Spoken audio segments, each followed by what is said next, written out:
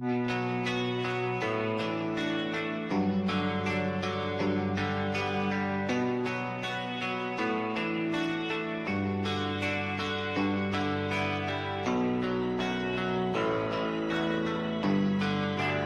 are you feeling? How long have you been here? 3 months, May 17th. And what brought you? That's difficult to answer.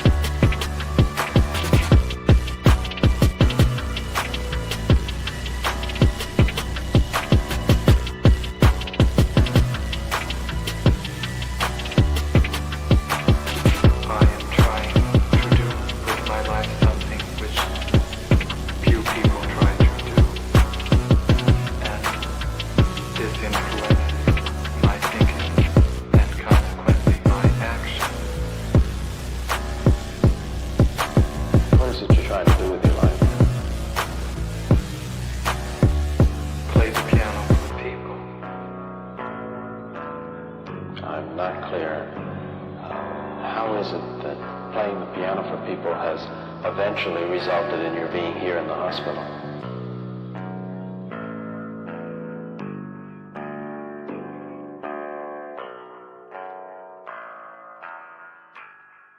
That's difficult to answer.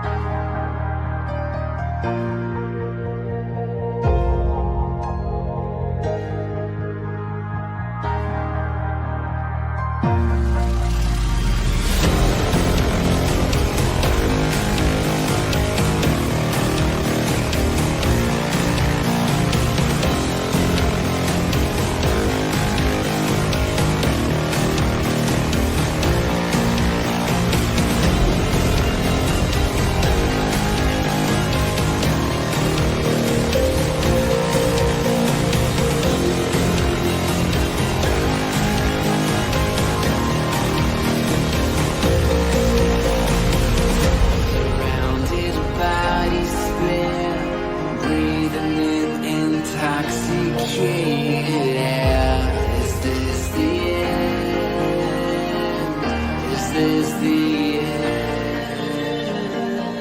There's a noise inside my head of crying people facing death. Is this the end? Is this the end? Oh, I'm burning in the stone.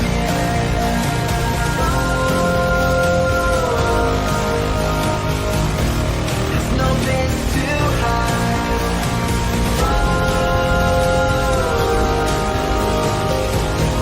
I'm burning in the stone.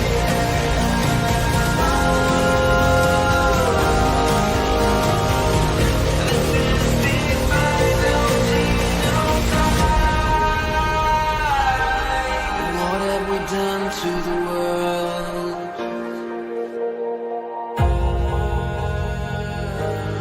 What have we done to the world?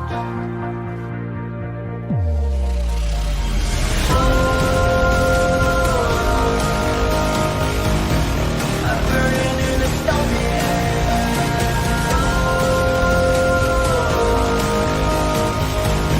There's no place to hide.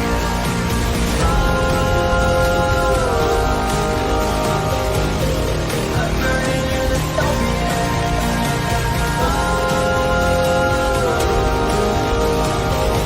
This is the final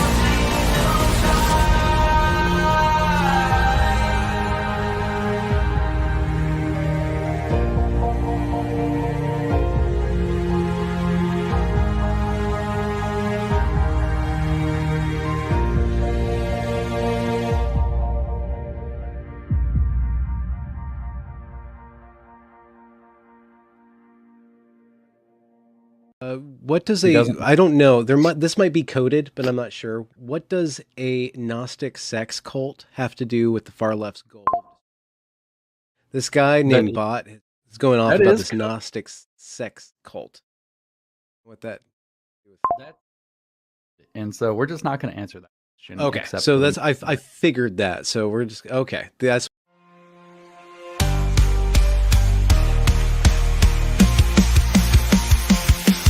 James Lindsay is obsessed with lying to his audience. Well, crazy things can he get them to believe? He does it irresponsibly to pocket all that money from the mills for liberty.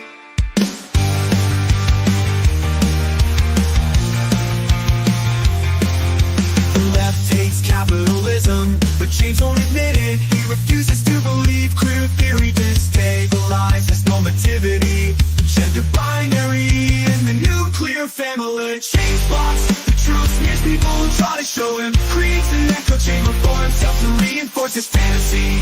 He used to believe in something, what happened?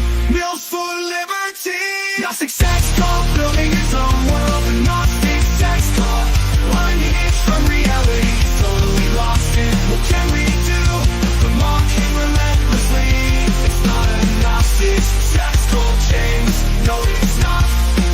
Stop lying to your audience. No, it's not. It's not Gnostic change.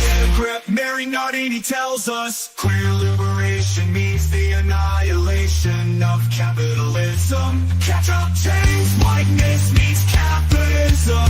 Queer theory hates capitalism. Whiteness means capitalism. Queer theory hates capitalism. Whiteness means capitalism. It's all about capitalism. Everyone knows it's capitalism. The socialists know it's capitalism. Wake up, James. It's capitalism. Whoa. The socialists know it's capitalism. Wake up, James. It's capitalism.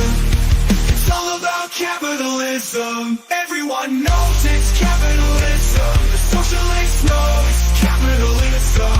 Wake up, James. It's capitalism.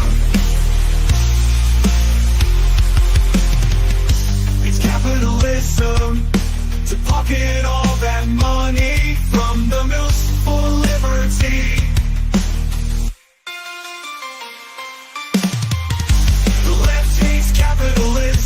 but James won't admit it. He refuses to believe queer theory stabilizes normativity, gender binary, and the nuclear family. But James blocks the truth, smears people who try to show him, creates an echo chamber for himself to reinforce his fantasy. Is to believe in something.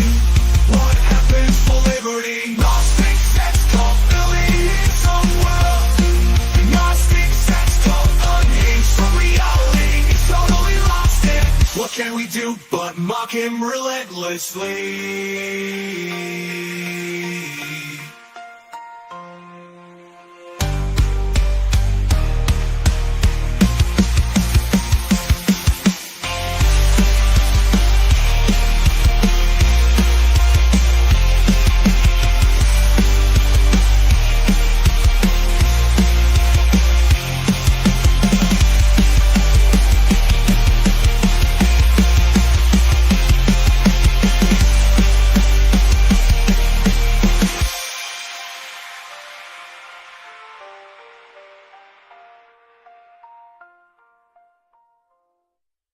Karlyn gets it.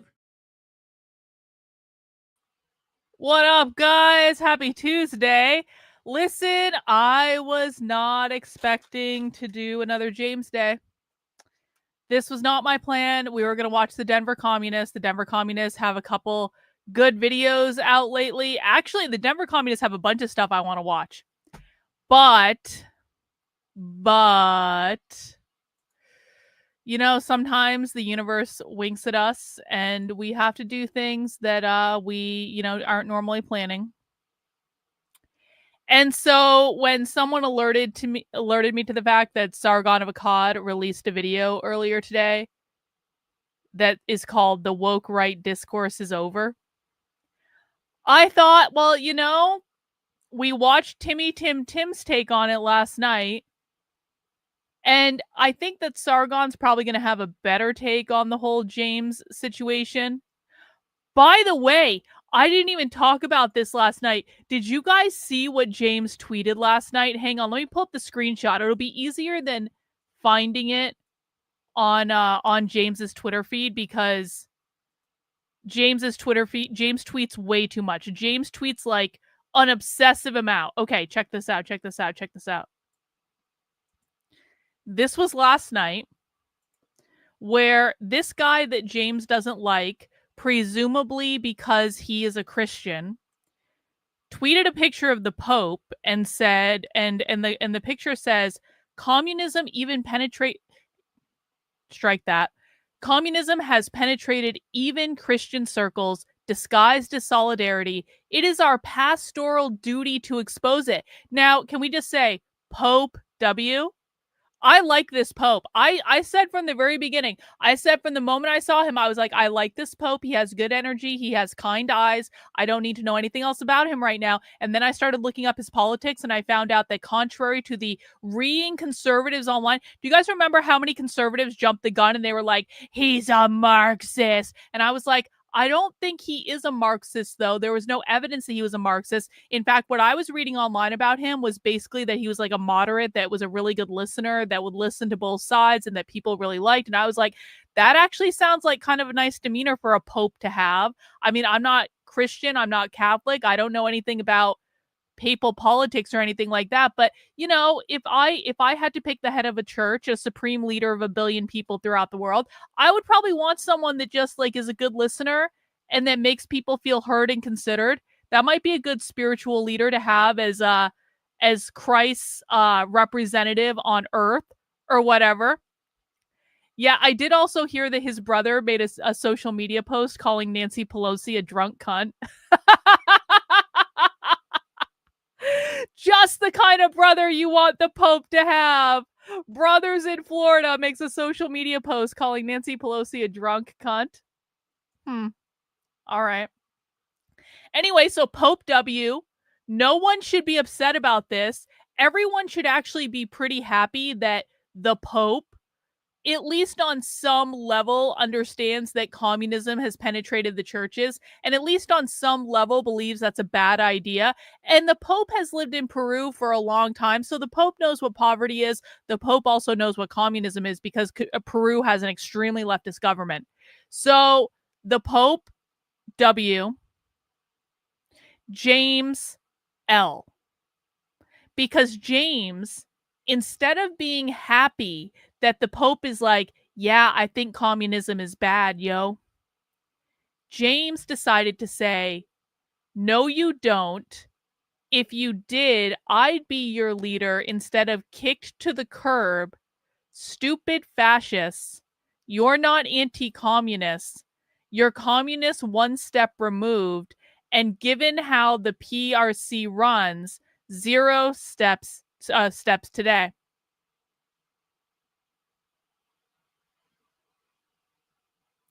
So, yeah, it seems to me that James is having a hissy fit because he's upset that the Pope is anti-communist, and he's upset that Christians think the Pope being anti-communist is a good thing, because James had, for some reason, envisioned himself as the leader of the Christians. I don't know why James would be the leader of the Christians, or specifically the Catholics, especially considering James is an atheist. We know James is an atheist because his own stepdaughter, this is James's stepdaughter, his own stepdaughter flat out said back in January this about James on Twitter. She said, when I was in high school, I told my parents I wanted to be Christian, and my stepdad said he was going to sit with me each night and read the Bible to me to show me why it was made up and evil book. I listened to him talk every day about how stupid Christians are. I'm not a Christian. It was just a phase. I'm just shocked to see how many Christians follow him and believe he has the best interest at heart, unless something in him has changed or he believes the Bible now, which is funny because on Easter, but a month ago, on Easter weekend, James came out on a podcast and said he was maybe open to considering Christianity. So James is trying to dangle a carrot in front of the Christians, probably because his stepdaughter pissed a lot of them off, and they didn't want to know that James had forced his wife to be in an open marriage that she didn't want to be in, so he could bang his mom groupies all over the country. So James was trying to get back in the good graces of the Christians after it wasn't even just that James is in an open marriage that he forces his wife to be in that she doesn't want. It's also that James shit on Archangel Michael. James attacks Christians repeatedly on Twitter, and then he's surprised when they get upset. And so apparently he's trying to worm his way back in by saying, maybe I'll consider joining your church. And then instead of doing that, he says, I should be your supreme leader because I'm anti-communist, yo, and the Pope isn't, even though the Pope says he's against communism. So James is having a little bit of a meltdown. And I don't know if that's what Sargon's talking about. I mean, a lot of people were talking about that tweet last night. I don't know if that's what Sargon's talking about, but I thought maybe we could watch this, and I would like to know what Sargon has to say about all this, because I've actually been really appreciative of Sargon's takes, the ones that I've watched lately. I don't watch much of other people's content, but I think that Sargon has one of the best perspectives on the left that I've seen. He doesn't understand all of it as well as he thinks he does, but he understands like significantly more than the average person, which is good enough for me. And I've appreciated his takes on James. I think that Sargon fighting the good fight of doing battle with James as James continues to descend into retarded insanity on Twitter. I think he's actually done a really good job of like just calmly disputing James in a way that makes it obvious that James is acting like a retard. Number 2, Ian did his first fill-in show for Candace today. Yeah, I hope that went well for Ian Carroll. So we're going to watch that, and I'm going to talk about it. And then, as I was looking around at recent James videos online, because I was like, who else is talking about this? Who else is reacting to James's bullshit? I happened to come across a speech that James gave recently. And I have to say, for a person that's called me fat on Twitter many, many, many times, I just have to say, Jimmy, I watched a little bit of this video, and James is definitely getting fat. I think that that was my first reaction to Reagan. I was like, for the amount of times that James has called me fat on Twitter, I think he's putting on some extra pounds. And listen, I don't actually give a fuck. Unlike other people on the internet, I don't actually think that you need to meet a certain weight threshold in order to talk about the left or socialism. Crazy idea. Every time someone comments on my weight, I'm like, sir, I analyze socialism on the internet. Do you really care what I had for lunch today? Which, by the way, I don't actually usually eat during the day, which is ironic considering how many people call me fat. But I'm like, do you want to inspect my horrible diet habits, which include making some keto meal in the morning, not eating all day, and then maybe having some energy drink at night? Is that a requirement to analyze socialism on the internet now? Because I was unaware.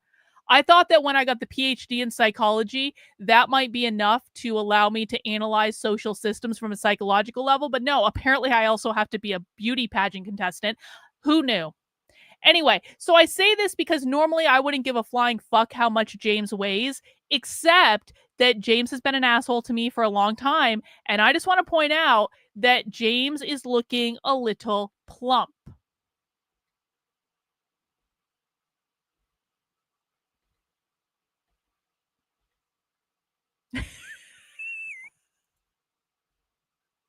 You have to love how every still in this is just a glorious freeze frame. I want to just take screenshots of all the different James positions and just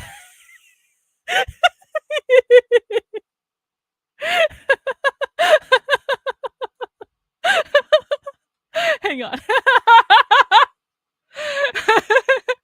I'm gonna make one of those flip books. You guys know what I'm talking about? This is great. I don't even need to know what James is saying. I'm thoroughly amused already. All right. Anyway, so we're going to watch this speech that James gave recently. I don't really know what it's about, and I swear I'm not going to make fun of his weight the whole time. But yeah, the curse. James has a whole litany of cursed freeze frames in this. And listen, again, I'm not one to talk. You can freeze frame on almost any of my videos, and I'm making some weird face. I'm like, or something like that. So I have weird freeze frames too. And I normally wouldn't make fun of this, except James takes himself way too seriously. And maybe he should stop taking himself so seriously, and maybe he should just chill the fuck out, and maybe he should do something. I don't know, James. Maybe you should smoke a joint. Maybe you should go pay some dominatrix to beat the fuck out of you just to have that release that you obviously and desperately. Maybe you need to go get pegged, James. I don't know what needs to happen, but you need to chill the fuck out. That's my professional opinion. Anyway, so I thought we could watch the Sargon video, and then I thought we could watch this video of James giving a speech, and I could comment on it. And if there's any other things that we should watch, you guys can let me know in the chat. It might be a little bit of a shorter stream today, but that's what we're gonna do. And so that's what I have lined up. I do also want to let people know we will be doing Disenraged tonight at 9 p.m. Disenraged is a show where we talk about spirituality and more fun topics. It's a little bit esoteric. It's a little bit woo.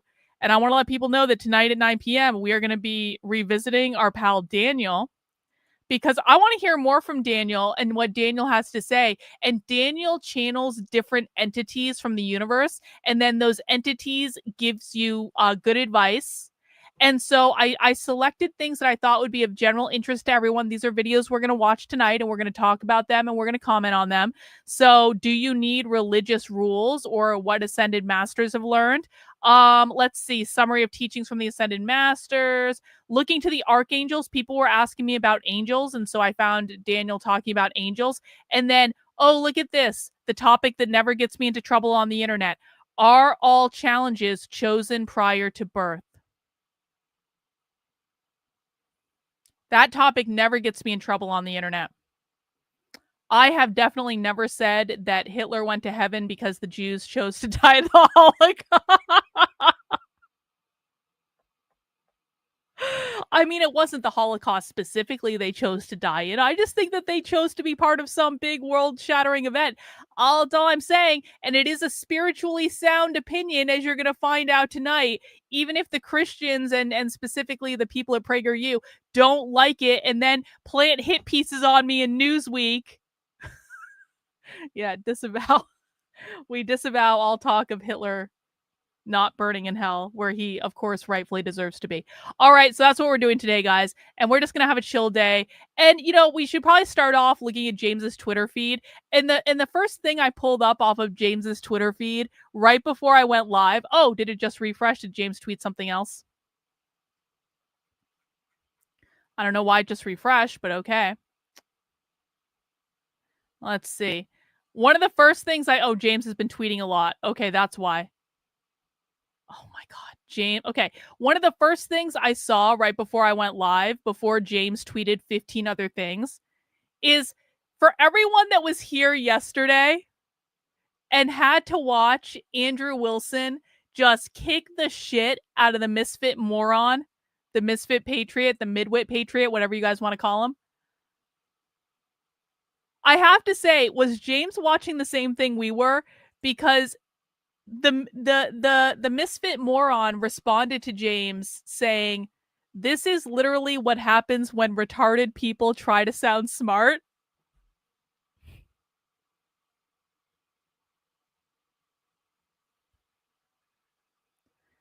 This is literally what happens when retarded people try to sound smart. That is pretty much the most perfect descriptor for that entire debate that we watched yesterday. I can't put it any better. The misfit moron's performance in his debate with Andrew Wilson over if the woke right was a real thing, he has summed it up gloriously. This is literally what happens when retarded people try to sound smart. And James retweeted it completely unironically, of course. Let's see what he was replying to. Oh, he was replying to Elijah.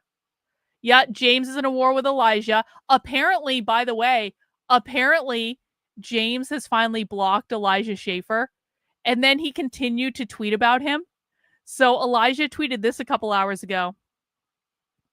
James Lindsay, a God-hating atheist who blocked me, but talks about me daily nonetheless, continues to miss the humor of the show because James was complaining about Elijah all day on his Twitter feed. Ironically, we were referring mostly to him and his atheist friends being degenerate. He also doesn't watch the show, so he doesn't know we advertise the show to 18 plus, blah, blah, blah. So James tweeted about Elijah. "We don't want you leading our children into softcore degeneracy, Elijah. That's what we call the leftist groomers for doing so. And slapping some bad theology on it doesn't make it wholesome." So James is the one that is accusing Elijah Schaffer of leading people into degeneracy. Can we just talk about how unhinged this is for a second? Elijah literally talks about his wife and kids all the time. Elijah posts pictures of himself with his sons, like out doing stuff, and he's obviously such a proud dad. Elijah encourages young men to get married and have kids. Elijah, I mean, I don't know. I have heard some rumors about Elijah being a little wild, and I'm not going to comment on those because I don't actually really care. I actually think Elijah Schaffer, apart from saying things that James Lindsay doesn't like on the internet, is actually providing a pretty wholesome example beyond the spicy words he might say or the perspectives he might have. He's married. He has 2 young kids. He wants to have more kids. It's like he's encouraging other people to get married and have kids. He takes his health really seriously. He does wholesome things. He took his kids to Disney World, apparently, like the other day. Like, I saw pictures of that. It's like, how is he leading people into degeneracy exactly? Whereas James, on the other hand, is provably in an open marriage with his wife that he forced his wife to be in. We know this because James's stepdaughter posted all about it on Twitter. Also, I talked to James's stepdaughter and I found out more information. And then James accused me of grooming his 28-year-old stepdaughter because he didn't like that his stepdaughter was pissed off at him, and then gave me more information about James's open marriage, which his wife doesn't even want to be in, but James makes his wife be in because he wants to run around to all his events and fuck all his wine mom groupies. And James wants to be the one to accuse Elijah of degeneracy when James's stepdaughter reached out to him to try to make amends not too long ago, because obviously James was pretty pissed off at his stepdaughter when she blew up his open marriage on Twitter. I can't imagine that the wife was happy about that.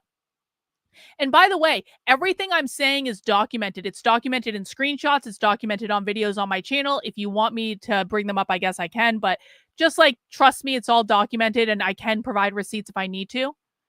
So I was talking to James's stepdaughter, and James didn't like this. And so he told everyone I was grooming his 28-year-old stepdaughter, because one of the things the stepdaughter told me that James doesn't want people to know is that the stepdaughter reached out to James to try to mend their relationship. And James is trying to make it seem like he's this big family values Christian kind of guy, even though he's not a Christian and shits on Christians and he doesn't like Christians.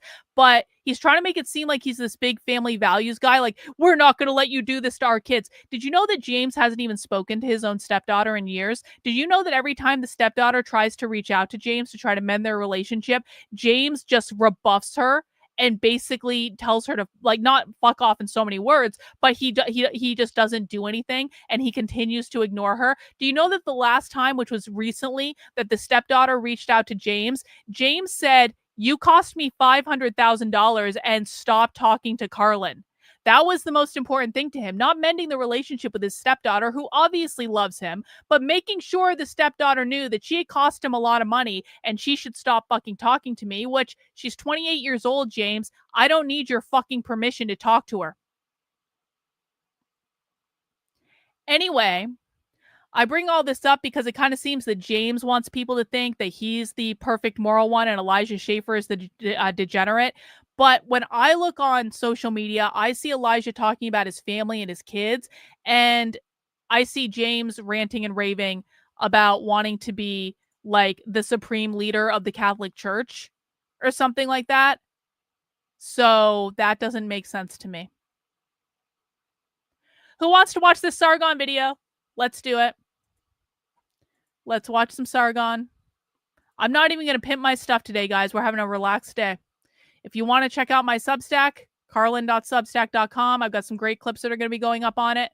I'm just not pimping anything today. If you want to send super chats, cool. If you don't want to send super chats, just chill out. Maybe subscribe to the channel. Maybe mount the like button for me. If you don't feel like mounting the like button, you can high five the like button, give the like button a slap on the ass, kiss on the cheek, hold the like button's hand, do something more naughty with the like button. I don't really care. Let's watch the Sargon video and let's see what's up.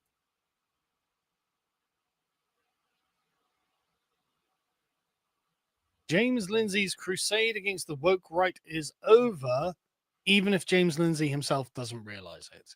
He has lost the argument firmly and soundly, and I doubt that he will admit this. And so he will continue, he will not like admit some it. sort of No, he Japanese will never. World War II soldier to fight an imaginary. That's a horrible freeze frame of Sargon. Hang on. That's better. Okay. That's actually a really good analogy of James being like a World War II soldier who doesn't want to admit that the war is over. James is never going to give this up. James has, at bare minimum, James has some autistic obsession with this, where there is nothing that you can say and there's nothing that you can do in order to break this obsession. I personally think, and I didn't always think this about James, but watching his behavior over the past year just continue to escalate and escalate and escalate and escalate. And then knowing more about what I know about James from behind the scenes, and then just, having common sense, I think that James might be experiencing a massive narcissistic injury from all this, which means there is going to be no end to the fury that gets unleashed on this. Because here's what I know about narcissists. I know a thing or two. And I know when they have like a narcissistic injury or a narcissistic break. Has anyone ever seen a narcissistic break in real life? I've seen it twice. I've seen it happen where I was talking to someone and I said something that literally caused them to snap right in front of me. And it is one of the scariest things. And I didn't understand it the first time it happened to me. I was like, holy shit, what the fuck just happened? But I didn't understand what I was looking at. The second time it happened to me, I also didn't understand exactly what I was looking at, but I was like, I've seen that before. And then I started reverse engineering it and I figured it out. So no, I've never seen one explode in a burst of anger. That's not what I've seen. In both cases that I saw, the person's face went from normal to deadpan. Like the deadpan is not even the way to describe it. It's like when you can sense someone's cold fury from behind their eyes. It's like that. It's like you're standing in front of a serial killer and they're about to murder you, and they're in that stage right before they're going to try to, that is like real. It's chilling. Yes, it's completely chilling, and it snaps. I think that something like this has happened to James, and it's locked him in on this issue, and he literally cannot see anything else on this issue. And all he can see is this narrative where he is the center of attack, but he's also like the savior of the world sort of thing. And because James believes he's the savior of the world, he believes that all these people are preventing him from saving the world because he has to maintain his reality in which he is, of course, the center of the universe and the hero in the story, because that's what's reinforcing the delusion, I guess. I don't know if I'm explaining this well, but I think James had some sort of snap with this issue. I don't know exactly when it happened, but suffice it to say, Sargon is 100% correct when he says James is not going to stop on this issue, like, in the foreseeable future. Which is fine with me, because I just wanted him to stop in misinforming people about the left. As long as James isn't teaching people about the left, I don't really give a flying flip what James talks about. Firmly and soundly. And I doubt that he will admit this. And so he will continue, like some sort of Japanese World War II soldier, to fight an imaginary war that has already been lost. As you can see from Jack Posobiec here, he points out that the term Buchanan right should be seen as a compliment, not an insult.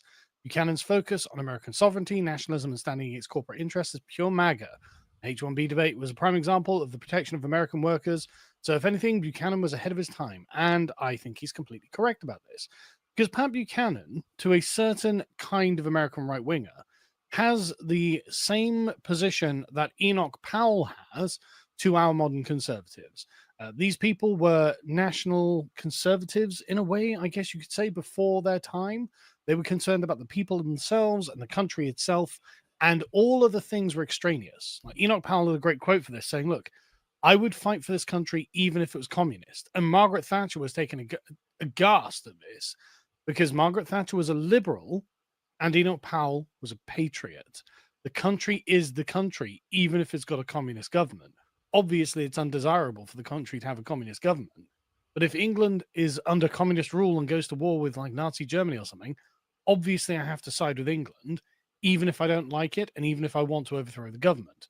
And this is the point that's being made by the right that believe in these kind of principles and who believe in the nature of the country being an association of relations, as in like in the Aristotelian sense, founded on friendship and goodwill to one another, and the content and quality of the relations that we have with each other being the important thing, rather than adherence to the abstract ideological doctrine of liberalism and following the rules of the social contract.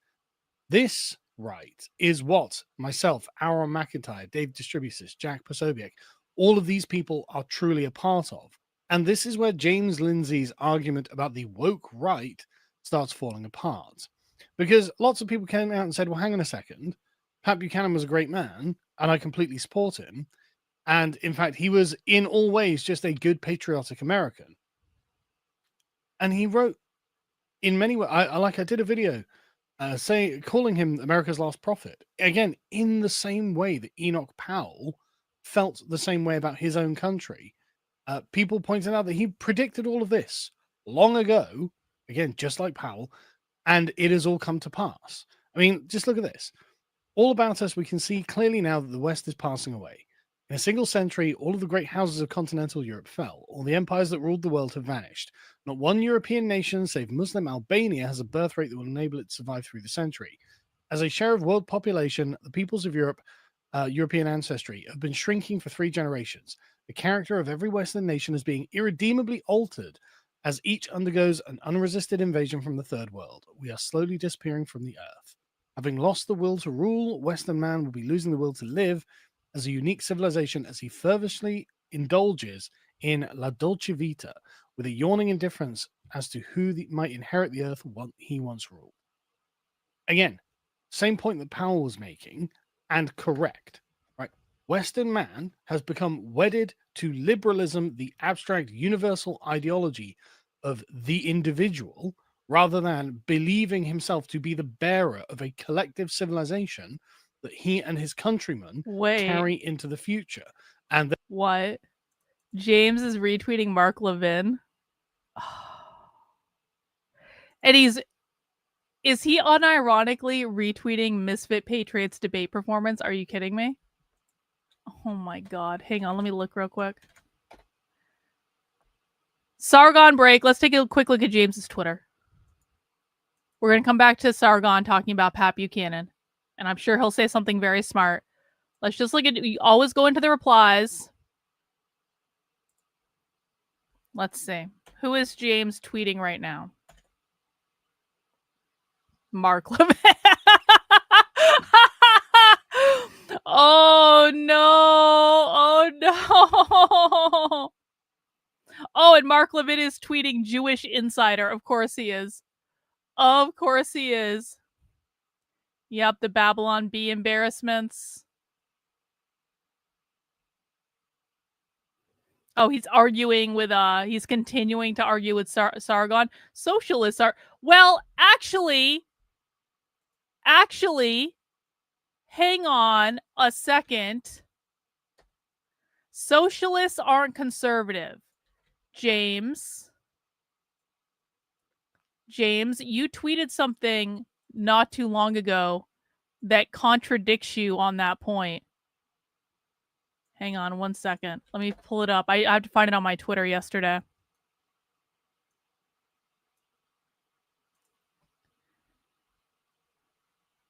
So you guys remember how yesterday we were reminiscing about one of James's all-time great tweets about me? And let me pull it up. Because I retweeted it. There's a whole bunch of other stuff on my Twitter too. So hang on. No. Oh, here it is. Here it is. This is one of James's all-time greatest tweets about me. Because James was trying to convince people that I'm both a communist and a fascist at exactly the same time. And the first thing that I saw in James's meme, and this is real, by the way, he did actually put this meme out with my face between that. That's real. The first thing I saw, I was like, well, James, you have me the complete opposite of liberalism. And I think that's a good thing because at least you're saying that I'm not a liberal. And so, you know, that's correct. But then Mizakan correctly pointed out, he was like, James is putting conservatism on the same level as socialism. And he's trying to imply that that conservatism, just like socialism, is abnormal. So to James, liberalism is the normal, and conservatism, much like socialism, is abnormal. So why is James then saying 34 minutes ago, socialists aren't conservatives? I mean, yeah, obviously socialists aren't conservatives, but according to James's own tweets, he perceives conservatives and socialists to be at the same level.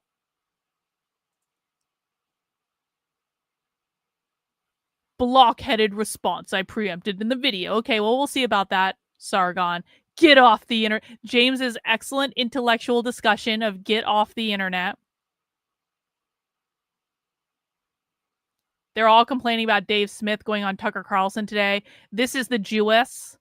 This is a Jewish woman who only cares about being Jewish that James retweets all the time, so we call her the Jewess. Anyway, okay, back to Sargon. Thank you for that. Thank you for allowing me to have that detour. Hang on.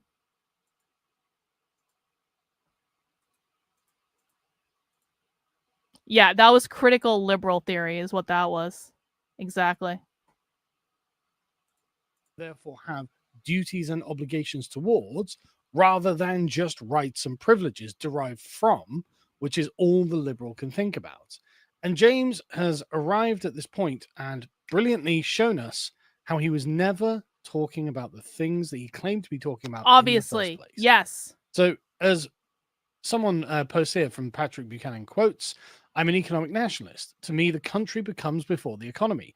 The economy exists for the people. I believe in free markets, but I do not worship them. In the proper hierarchy of things, it is the market that must be harnessed to work for man and not the other way around. Is James about to call Pat Buchanan a communist? Oh, great. He is. Holy shit. The woke right is trying to pivot to calling itself the Buchanan right, and many of them are neo-Buchananites, but it's so obvious that the mode they're using is woke and that they're pushing family-friendly socialism and tyranny. James?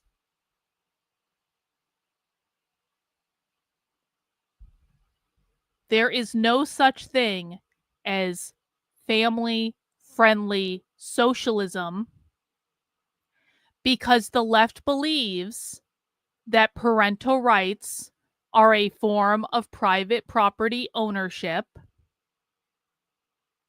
and therefore parental rights don't exist in the Marxist utopia because they believe that the family, the nuclear privatized family, is where capitalism is reproduced via something called social reproduction theory that James never taught his audience about.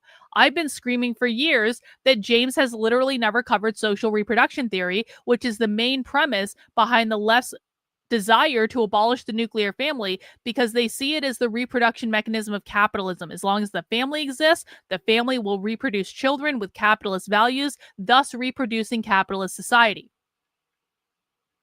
So there's no such thing as family-friendly socialism. Family-friendly socialism doesn't exist. There is no way that anyone on the right who is pro-family, pro-nuclear family, is participating in socialist or communist nothing. Now, of course, James's audience doesn't understand this because James never taught them about social reproduction theory. And when people tried to teach them about social reproduction theory, they wouldn't effing listen. Now, not a word of that is wrong. I completely agree with this. This is exactly how I feel about free markets.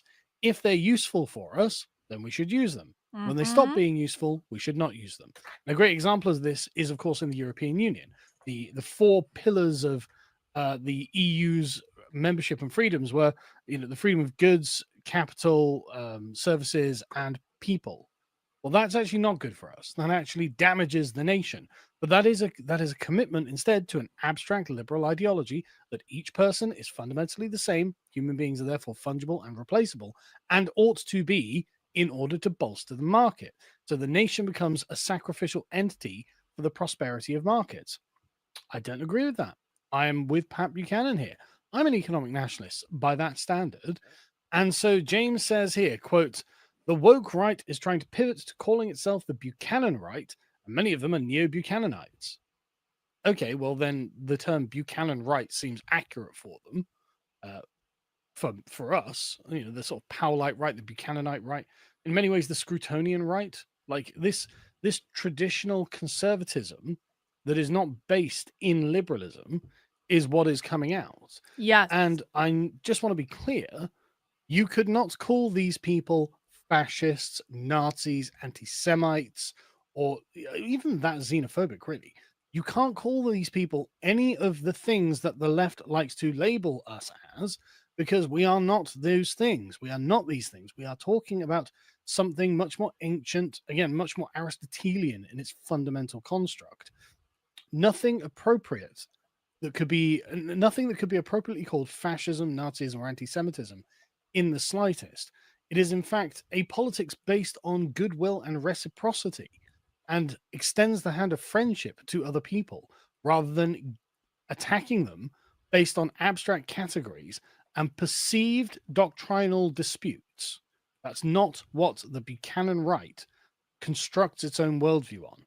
And James admits that the woke right, they're trying to pivot to call themselves the Buchanan right because many of them are neo-Buchananites, but it's obvious that the mode they're using is woke and they're pushing family-friendly socialism and tyranny. But this is just liberal ideologue speaking through James Lindsay, possessing him to say, oh, they're family-friendly socialists. It's not even liberal ideologue. It's con man. Can we start calling this what it is? It's con man. It's twisting every single thing that he doesn't like because he had some sort of narcissistic break, probably because he has a traumatic head injury that he talked about on Joe Rogan years ago. The traumatic head injury is flaring up. He has been insane for a long time. The problem is only getting worse. He looks at every single thing and just twists it to be whatever he needs it to be at any given moment. This is why continuing to engage in arguments with James is really kind of like a waste of everyone's time. And God bless Sargon for doing it, and God bless Elijah Schaffer for doing it, and God bless Jake Shields for doing it, and God bless everyone who is continuing to engage with him. You guys will notice, I actually, even though I do a video every now and again, I actually stopped engaging with him on Twitter because it was just constant, never-ending bullshit, and I was like, it's never going to change. So this is not just he's trying to commandeer the liberal agenda, although he is. It's actually just much simpler than that. He is a smarmy fucking con man. And he's been lying to people for a long time, and he's gotten away with it because people didn't think critically about what he was saying, and they didn't fact check what he was saying against primary source evidence. No, they're not socialists. They don't believe in a rationally constructed, centralized society in which everything is planned out to arrive at a predetermined result, which is what socialism is in the national or international forms. They are not socialists. They are traditionalists. James Lindsay, being a liberal ideologue, can only interpret what the Buchanan right is saying based on that. And so here he admits that actually I wasn't really talking about the people that I claimed I was talking about. I was actually talking about the Buchanan right, the actual respectable right. Remember when they were talking about the online Twitter Nazis who were apparently expressing the dark triad of antisocial and various other personality disorders to attack Jordan Peterson, and attack James Lindsay and Konstantin Kisin and all those others?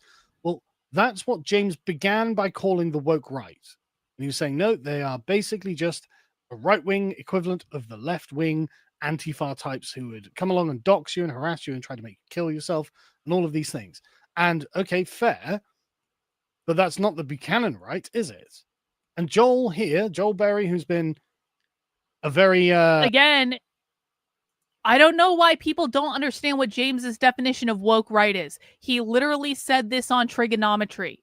His definition of woke right is anyone who's not a Zionist and or anyone who's not a classical liberal. And then I added a bonus category on because it just seems to fit. Anyone that James doesn't personally like, he will find some reason to twist them into the woke right narrative. But mostly it's people who don't support Israel, people who aren't Zionists, and people who are not classical liberals and fundamentally reject the idea of classical liberalism. Aggressive person who advances this says the Pat Buchanan right could have led a constructive and mature dialogue and maybe even introduced new and interesting ideas to the right. Instead, they sneered and mocked every norm he didn't quite get what they're doing. I mean, I don't know if that's true. I don't feel like I've sneered or mocked anyone. I've tried to explain my position as a non-liberal right-winger. He's actually been... And Joel here... Sargon of Akkad has been... Carl Benjamin has been... I keep doing him dirty with the freeze frames. It's not my fault. It's the freeze frame, okay? That's better. Okay, fine. Like, Carl Benjamin has actually been one of the most level-headed people fighting with James. He doesn't like James will insult him. James will try to drag him and all this stuff. He actually remains pretty above board. The Pat Buchanan right could have led a constructive and mature dialogue and maybe even introduced new and interesting ideas to the right. Are you kidding me? Joel Berry has been one of the people out there that has been fanning the flames of all this bullshit for months and months and months. And now he wants everyone to engage in a constructive dialogue. His side isn't capable of engaging in a constructive dialogue. They've already proven this. Neither mocked anyone. I've tried to explain my position as a non-liberal right-winger for quite a while. And Joel here, again, gives the game away. They flat out refuse to condemn white nationalists, gropers, and degenerate grifters like Andrew Tate. Why are they demanding we accept. Why are they demanding the condemnation of anyone? Why are we obligated to condemn anyone just because Joel Berry doesn't like them? Are the groypers a pain in the ass? Yeah, the groypers are a pain in the ass. Do you know what you can do? You can block them and move on with your life. It's really not that difficult. Do I like Andrew Tate? No, fuck no. But like, why does Joel Berry get to dictate who people listen to and what ideas people can consider and all that stuff? If you want to listen to Andrew Tate, who fucking cares? Decide for yourself. The online Nazi sphere is not the same as what you were calling woke right. They Even think though you it began is. by calling the online Nazi sphere woke right dark triad types, and then you seamlessly switched over to try and call us that too, even when it doesn't apply. You confess that we are right about you using the term woke right inappropriately, and you have to admit now that we are right, we're the ones who are correct. Because as Steve Saylor points out here, and this is so completely true, right? Pat Buchanan, a kind, thoughtful friend, was one of the most personally popular people in Washington, D.C., with everyone except the most fervent neocons. That's why he was employed by liberal MSNBC for years. Lots of people in business really liked him as a human being because, of course, the Buchanan right, the traditional Scrutonian Powellite right, concerns themselves with the civilization as built on a set of relations. And what we have a moral obligation to do is improve the relations that we have with one another. And so naturally, this leads us to being personally very nice people. And I've had people saying this about myself. Look at the interaction and debate that I had with Narinder Kaur. We disagreed completely on the nature of politics, what it's for, what we're trying to do. However, I was, of course, lovely and polite to her, like I think I am to everyone who I meet in life. And she went away saying that. And then when Jess Phillips started attacking me for being a bad person for some reason, out of nowhere, she decided to come out and say, no, Carl was actually lovely, and this is not true at all. I don't know why she's saying this. And she didn't have to do that, especially given how I'm a political opponent of hers. But for the same sort of reason that Buchanan was employed by MSNBC, despite him being an extremely right-wing conservative and MSNBC being extremely liberal, they recognized that he was actually a kind person. And so the whole, dark triads using anti-Semitism to gain power, or whatever it is Peterson's saying here, that's inappropriately applied. And Joel admits that here. James admits that here. They admit that they have not been applying the... So the grand discovery is James Lindsay and Joel Berry and everyone pushing this woke right bullshit are intellectually dishonest. I mean, I don't mean to sound like a bitch, and obviously he's right, but like, duh? Has it taken people this long? I mean, honestly, has it taken people this long to realize that James Lindsay is completely intellectually dishonest?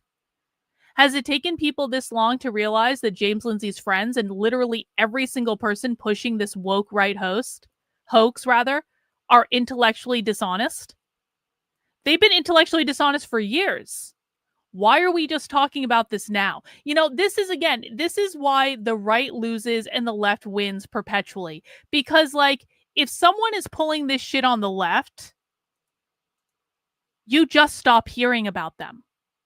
They don't, like you guys remember when Robin DiAngelo said one too many times that all white people were racist, when that's not actually what the left believes, but it kept being used by conservatives against the left. And so all of a sudden, one day, Robin DiAngelo just wasn't around anymore.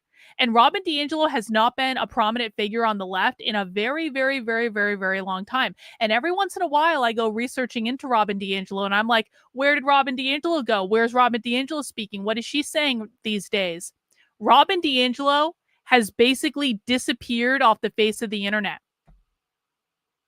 Where did Ibram X. Kendi go? He left Boston University in shame. His anti-racism center completely imploded. They basically just like had to financially shut down because they didn't have the money to operate it anymore, and also people didn't want it anymore. He was completely corrupt. Does anyone hear from Ibram X. Kendi anymore? No, not really, not in any significant way. He has been completely disappeared off of the left. And these things happen quickly on the left. If someone is a problem, the left just gets rid of them and stops fucking talking about them. On the right, what happens is people are intellectually dishonest for years and years and years and years and years and years and years. They keep swilling the same old shit for years and years and years. They misinform millions of people. They get millions of people confused about what's going on and who to trust.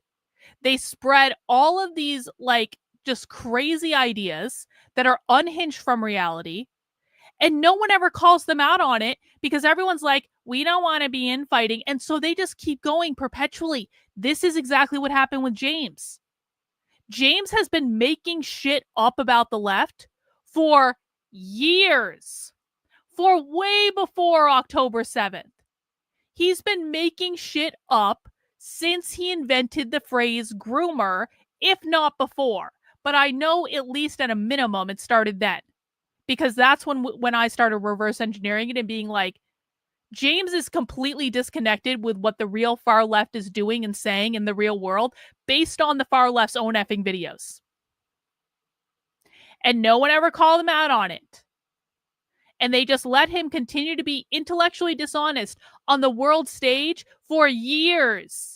How many people has James lied to? How much worse has he made the problem with the left by lying to people about what's going on? And no one ever called him out on it until it started biting them in the ass.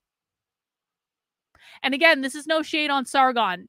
I do not mean to, I'm not putting him down in any way. I actually do mean that. But like, where the fuck were you? Where were you when James was lying to millions of people about what was going on? Where was everyone else who's calling out James now when we were calling him out for his shit for years? And as thanks for doing that, I got smeared endlessly by James, called crazy all over the internet. He spread all these vicious rumors about me. Where were you guys?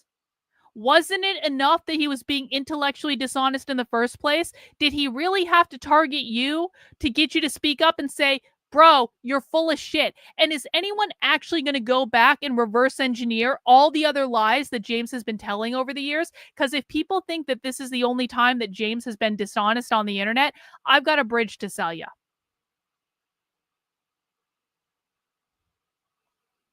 We shouldn't be allowing intellectually dishonest people to have any latitude at all. The minute that someone proves that they are intellectually dishonest, everyone should be on their ass until they are fucking ostracized forever unless they do some big fuck off repentance.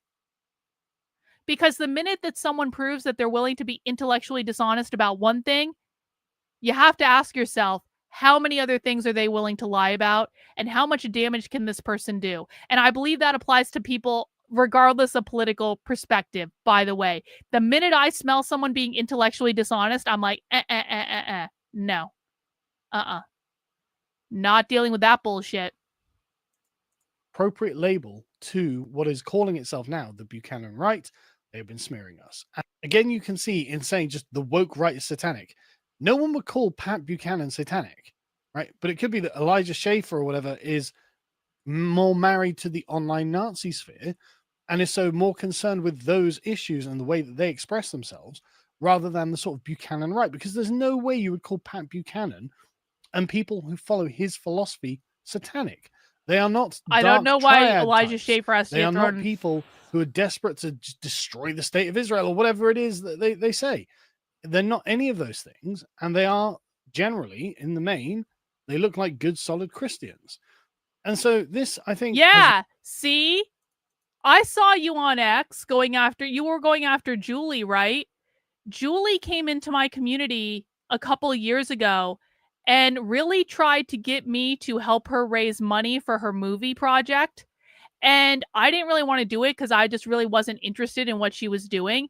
And then she got really pissed off at me and she started spreading all these fucking lies and started doing James's bidding for him because James helped her out where I wouldn't help her out. And yeah. So yeah, according to people on X, people who are friends with James, I'm a horrible person to listen to. But you can come here and make up your mind. I'm glad you're here.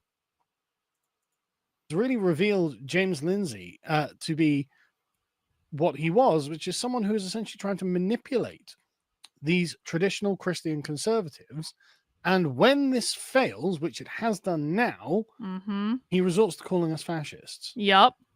As you can see here, Dr. Marshall says, let us stand in full agreement with the Pope on the point of communism has penetrated even Christian circles disguised as solidarity. It is our pastoral duty to expose it. I mean, that's based and correct. But James Lindsay says, no, you didn't. If you did, I'd be your leader instead of kicked to the curb. Stupid fascists. You're not anti-communist. You're communist one step removed. That's just your average shit lib realizing he can't get what he wants through rational argumentation and just degenerating into calling you fascists, which we've heard plenty of times over and which is absolutely not applicable to Pat Buchanan, Roger Scruton, or Enoch Powell. No one thinks they were fascists. They were traditional conservatives, like pre-rational conservatives, you could argue, even. So, no, James, this is not an acceptable thing, and you have lost this argument. You have shown that you have applied a label wrongly to a very malignant group of people, and then in a kind of duplicitous manner, apply that to people who are actually fair-minded, decent, and concerned with social relations.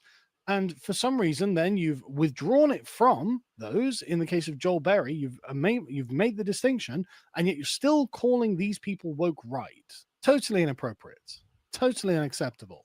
This is not something that any movement wants, and it is just completely par for the course for liberals to act like little Lenins, screeching and calling and insulting and sowing division when they don't get their way.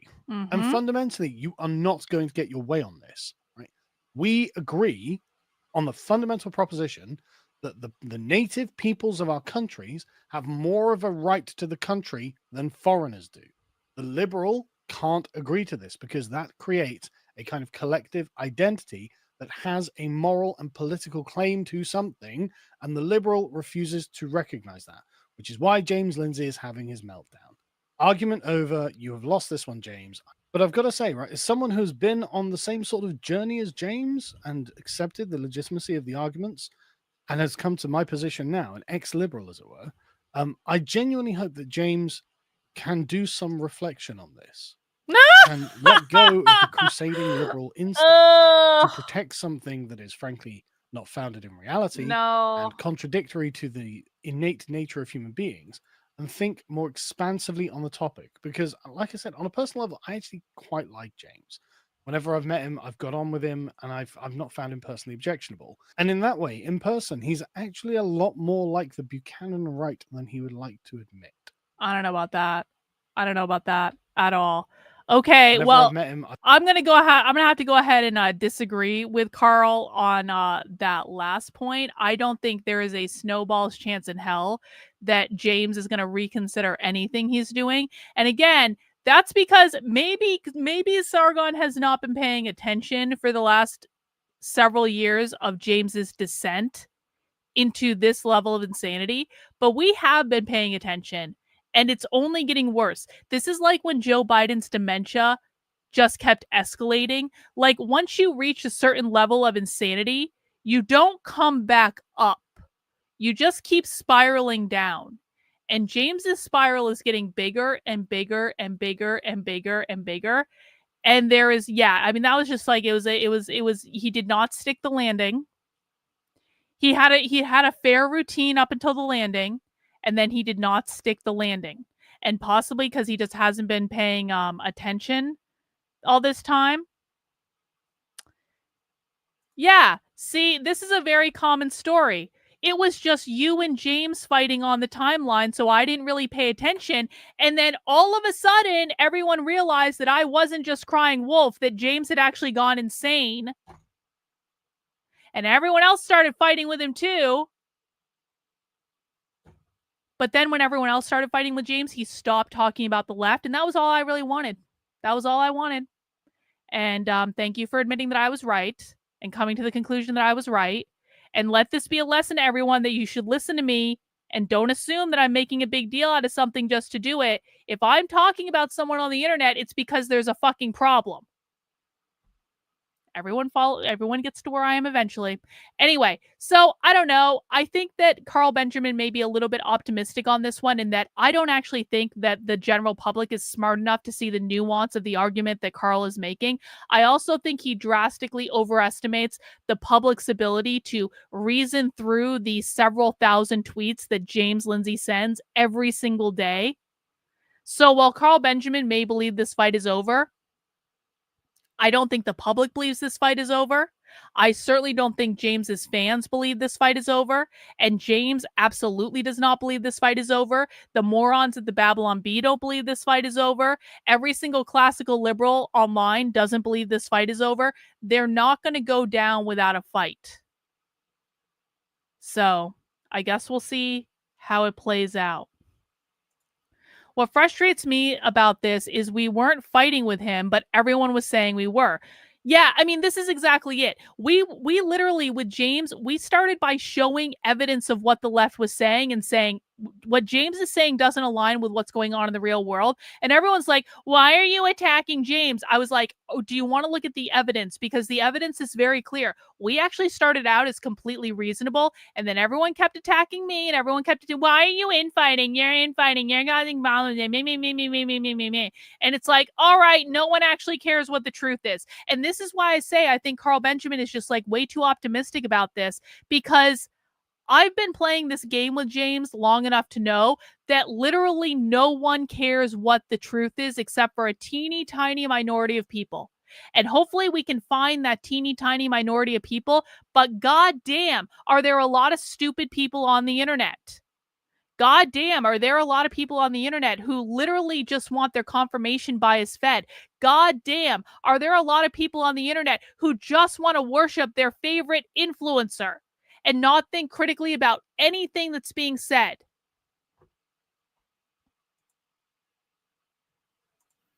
I 100% agree James is deliberately lying and intentionally deceiving people. Is there proof he's being paid to do so? I mean, listen, I don't know if someone is paying James specifically to lie, but I think James is lying so the right people continue to pay him money. Like Israel, who provably funds James's business partner, Michael O'Fallon. I posted the receipts on my Substack a while ago.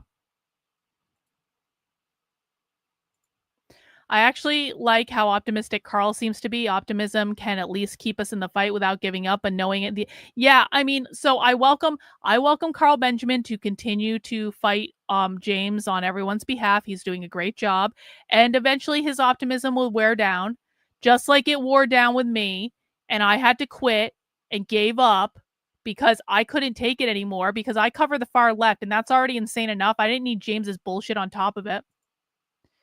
Look on the bright side. People like me only ever cared about what the left is up to and might have continued believing James Lindsay. See, but Ben of the West, I have to say, I really appreciate you saying that, because honestly, you know, that was actually part of the good part of like the war with James, in that it did attract more people who actually just want to know what the left is doing. And most days on this channel, we're covering the left. We'll cover the Denver Communists tomorrow. If you guys want to see inside real leftist training tomorrow, if you want to see what real communists and real leftists say when they think you're not listening, come back to the stream tomorrow. We'll be doing it at 5 p.m. We also have a spy stream tomorrow, by the way. The National Education Association is holding a webinar tomorrow in which they're trying to recruit conservative GOP people. And so we'll be doing that. I think it's like at 8 p.m. So if you want to know what the left is doing, I will just show you directly their videos and you can judge for yourself. Anyway, so the next thing I wanted to do, I wanted to watch James Unhinged in his natural habitat.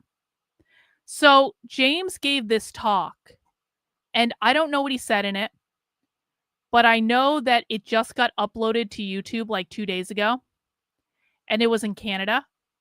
And I guess I just want to hear what James is telling people when he's playing expert. Do you guys want to hear what James is telling people in the wild? And we can debunk him as we do.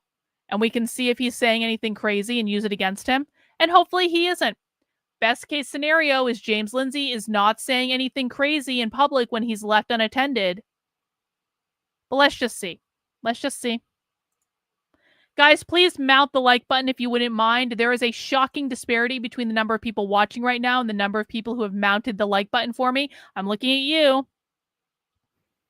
I will play the video when I see the likes go up, okay? Let's get those numbers up. If you don't want to mount the like button, you can high five the like button. You can give the like button a slap on the ass, kiss on the cheek, put your arm around the like button. Do whatever you want to the like button, man, but the like button needs something to be done to it. And I'd like to see those numbers come up a little bit more is all I'm saying. Helpful story to tell. I will just kind of break the ice. You already know, right? We listened to Amy just now. When we listened, you know about woke. We heard the free speech being absolutely destroyed. We know about, you lived communism now for several years, and we could talk about how it is communism light. It is. We've lived communism for several years. Even in Canada, I don't think that's true, James. They still have private property in Canada. Communism modified, but you may not know why. You may not know why. Of course, there's the easy answer. Communists do this. That's it. Communists want to take over the world. They make the whole place communist. Canada is a place in the world. James, why is all this crazy? This is where you really see the con man come out, is when you watch James in his natural habitat. Question to James. James, how did all this crazy shit happen? Help us make sense of it, James. James's answer. Communists do things. Do you have any more elaboration, James, on what the fuck happened? Communists do things. Okay. I don't want to mount the like button and already have lots of paternity suits. Okay, Rottweiler. Okay, Elon Musk. Thank you for the super chat. World. Therefore, communists come after Canada, but there's actually kind of a bigger plan. Wait. It ties to Mark Carney a little bit. Did James just say communists do things, ergo communists go after Canada? Hang on. Is there closed captions on this? For several years, and we could talk about how it is communism light, it is communism modified, but you may not know why. You may not know why. Of course, there's the easy answer. Communists do this. That's it. Communists want to take over the world. They make the whole place communist. Canada is a place in the world. Therefore, communists come after Canada, but there's... He actually did. He actually did. Communists want to take things over. They want to make the whole world communist. Canada is a place in the world. Therefore, they want to take over Canada and make it communist, which isn't technically incorrect, but it's like, does anyone feel a little unsatisfied with that answer about what the fuck happened? And he's like, Canada is a place in the world and therefore it will be communist. It's like, what the fuck, James? Actually kind of a bigger plan, and it ties to Mark Carney a little bit. Things have not, this isn't the 60s anymore, right? Or the 50s or whatever. Communism's over, guys. It's definitely not over. Mac B, thank you for the member chat, and thank you for being a member of the channel for 6 months. James is the woke right who is pushing us off the fucking cliff, while the left simultaneously pulls us off the cliff too. Yeah, exactly. James and the left are pulling us off the same damn cliff. James is doing a Kamala Harris speech. You know, don't be Joseph McCarthy, the Red Scare. I'll be Joseph McCarthy. I'll do it. Is not Me. the same monster that it was in the 20th True. century. We're in the 21st century now. We have a 21st century communism. And what does it look like? It looks like the People's Republic of China. It No. doesn't look like the People's Republic of China under Mao Zedong. Communist activists in the United States reject Mao as a general rule. They're Marxist-Leninists. Mao is in the tradition of Stalin, therefore he is not accepted. In fact, let me pull this up. Let me pull up the Denver Communist YouTube channel because we were going to watch this today and then I decided to watch James instead. Hang on. Let me pull up the Denver Communist YouTube channel and show you guys what's on there. Denver Communists. Okay, you can see my screen now. Denver Communists YouTube channel. Go to their most recent videos. I actually do want to watch this at some point. Look at their third most recent video, the origin and degeneration of the Chinese Communist Party. This is on the Denver Communist YouTube page. They explicitly reject Mao. Let's look up Mao. These are presentations about how the Denver Communists explicitly reject Mao. Let's go to the Revolutionary Communists. Revolutionary Communists of America. This is a different communist group. Let's look up Mao. Mao. Let's see. Where is there? I know they have videos on their pages explicitly rejecting Mao. They may not be. I don't remember the names of them though. Let's just look up China and see if it's there.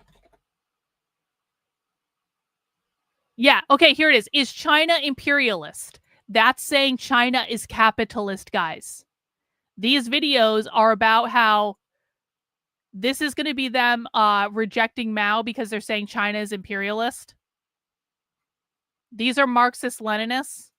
I can show you other videos from other communist groups explicitly rejecting Mao. I say this because this is an important point to understand some of the mass amount of bullshit that James has perpetrated on people, where every single time that James says that America is Maoism with America, like we are undergoing a Maoist cultural revolution with American characteristics, he's lying. The socialist activists, the far left activists in America, by and large, are not Maoists at all. They reject that entire thing. They're Marxist-Leninists. Now, people might think this is unimportant, but again, if you don't know your enemy and you don't understand what your enemy is doing, you can't beat them. If you think someone is engaging in Maoist tactics, but really they're engaging in Marxist-Leninist tactics, you're going to be fighting them based on what they're doing over here, except they're not actually doing that. They're over here doing this other thing over here. And you're not even going to know that they're doing this other thing over here because some asshole has lied to you and made you believe they're over here. That means that every time you try to get the enemy, you are completely off target if you do not understand what the enemy is saying and doing. So you don't have to like China. I frankly don't think that China is the biggest thing that we have to worry about right now. But you can think whatever you want about China, but you do have to hinge into reality that today's socialist left, communist left, almost entirely reject Mao.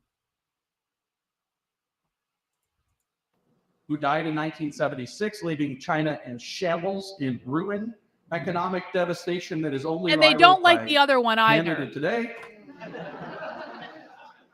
That's the bend over part of the elbow tuck. I learned something today. It's a different communism that was forged by his not immediate but ultimate successor, Deng Xiaoping, who was one of his ministers, Mao's ministers in his government. Wrong. And Deng Completely Xiaoping had false. this new idea because he ultimately had to be a pragmatist because Mao broke everything so badly and made such a mess of things. So he came up with this new idea called it open up. Not elbows up, open up. And we're going to open up. We were saying the same thing earlier. James got fat. And James wants to call everyone else fat and make fun of everyone else's looks. Okay, Jimmy. Okay. a market within China. It's not real. That's fake news. It's not a real market. And this is what you've got to understand. It's not real. The slogan was one country, two systems. And so the trick, the lie, there's always a lie, right? A trick. They use language wrong. One country, two systems. Well, what are the two systems? Well, communism is one of them, obviously, because it's communist China, People's Republic, led by the CCP. If you forgot what the one of those C's is, it's Communist Party China, right? So it's communism, but what's the other system? What they want people to believe is that it's a little bit of capitalism. It is a little bit of capitalism. No, it is fascism. It is actually National Socialism.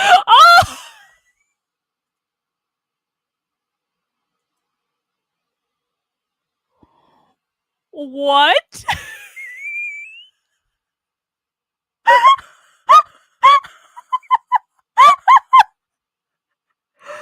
Did anyone have James calling China Nazis on their bingo card for this? See, you guys everyone may have been skeptical if you've never watched a James talk in real life before. And you may have been like, Karlyn, why are you making us watch this boring shit? Because we've watched a lot of James talks on this channel, and James says some of the craziest shit in his talks. And you just never know. You just never know when it's gonna sneak right up on you, and James is gonna call China National Socialists.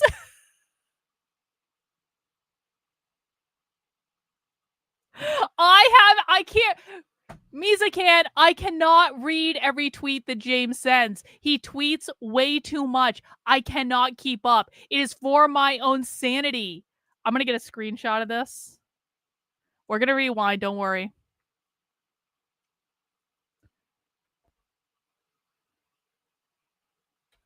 Okay, again. I want people to believe. Wait, Dragon Balls actually lives in China. Can you tell us if James is correct that China is a Nazi state?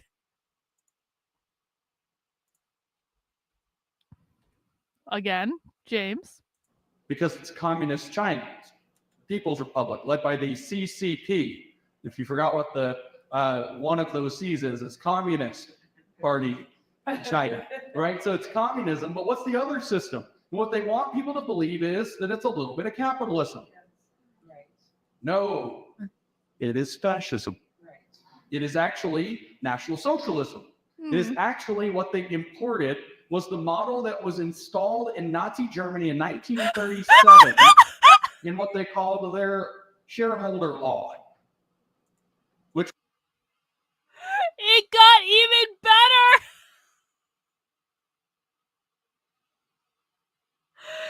James Lindsay, China is literally Nazi.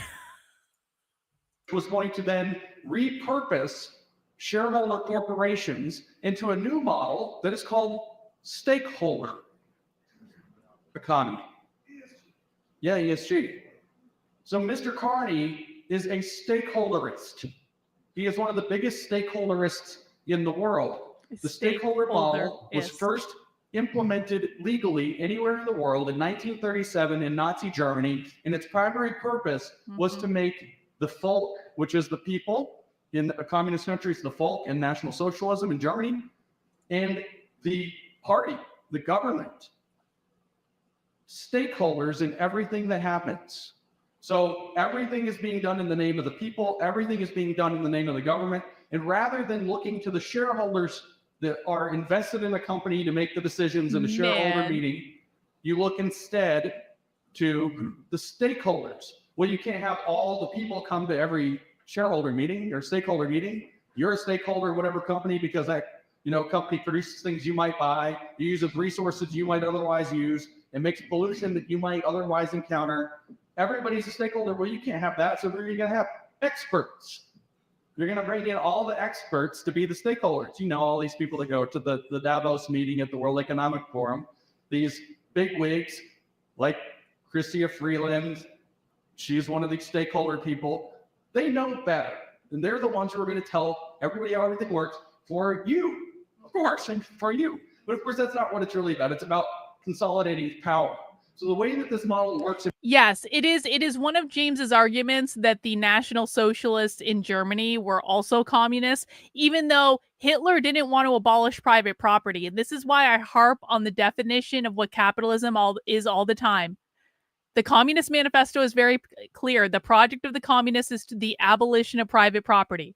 When communists say they want to abolish capitalism, they mean abolishing private property ownership. The Nazis, well, I'm not suggesting that the Nazis were like good or should be emulated, because obviously they were the worst people in the history of the world.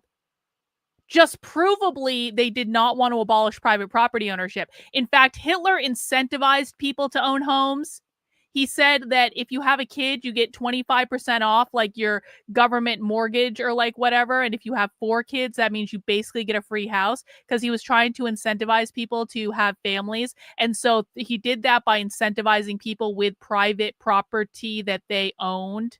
So just based on that alone, they did not want to abolish private property ownership, which means they weren't communists. But no, James likes telling people that they were all communists because he doesn't know the difference. You are truly a saint for listening to these reprehensible people. It would drive me nuts after 1 month. Enjoy the coffee. Hey, I appreciate that. Yeah, I listen to the far left all the time, and I've basically driven myself insane for it. So you're welcome. Appreciate the money. Let's keep going. in practice in China is because it's communist. The state owns all the land. The state owns all of the raw materials. The state owns the heavy capital. But if you want to run a corporation, according to what the state says the stakeholders need, and you match what they say, they're your primary decision makers, then you can make as much money running the corporation for the benefit of the state as you want. One country, 2 systems. And the 2 systems are not, as has been widely spread as a lie throughout the West, that they opened up some capitalism in China. They opened up a national socialist fascist model of economics that they then used to bait Western countries into getting economically dependent on them with. That's what has actually happened. So the main thing, other than the woke insanity... So not only, according to James, is China a fascist Nazi state, but that the entire world is dependent on the fascist Nazis in China?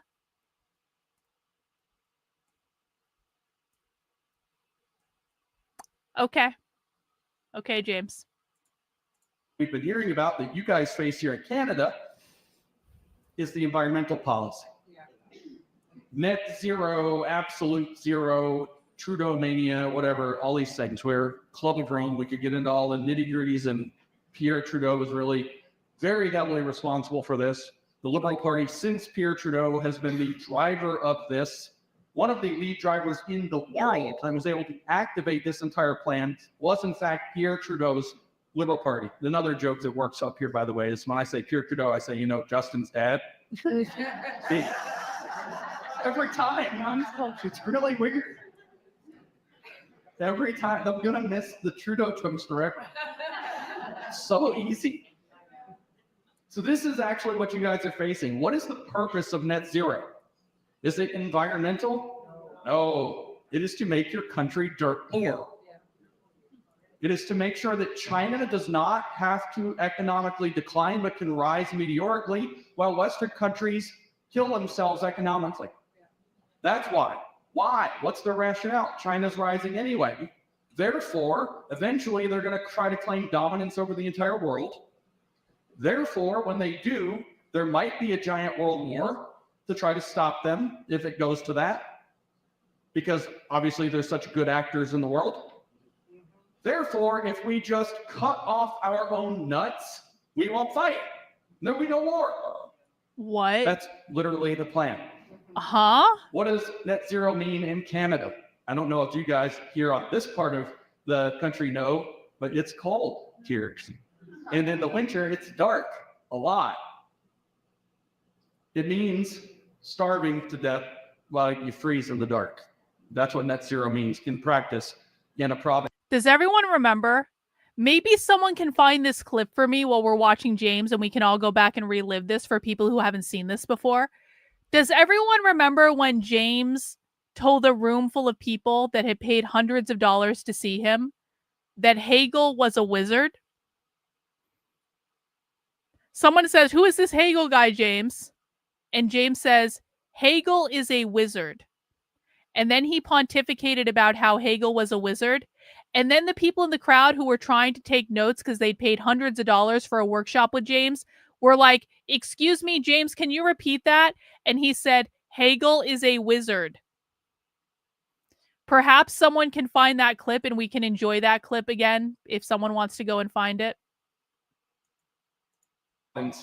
Like Alberta or Saskatchewan or Manitoba, any of the really cold ones. I don't even know what the ones in north are called. Don't go there. Nobody goes there. No man's land. Oh, Reagan found The it. Great Thank White you. North. So that's what you guys have elected. And Thank you. Reagan already found it. Reagan wins. Let's do a quick pause. How many people in the chat have not seen this? 1 in the chat if you have seen the Hegel is a wizard clip. 2 in the chat if you have not seen the Hegel is a wizard clip. You're going to have to deal with me being shocked in this because it was a clip of me reacting to it. Hang on. Oh, there's a bunch of people who haven't seen it. Yeah, so let me set the preference for this. Let me set the stage. James is giving a workshop. Yes, Hegel graduated from Hogwarts. Yep. So James is giving a workshop somewhere that people have gone. They've rented out a conference room at a hotel. People have paid hundreds of dollars to be there. They've traveled all over the country to be there. They probably have a hotel stay and airline tickets booked and all these things just to hear James talk for 2 days about whatever he wants to talk about. And we watched the recordings of this. And let me just play you this clip and you can decide for yourself if this is worth several $100s to listen to James talk. And Hegel was a wizard. Hegel was not. Hegel described himself as a theologian, but he was what's called the Tübingen. Hegel was a wizard.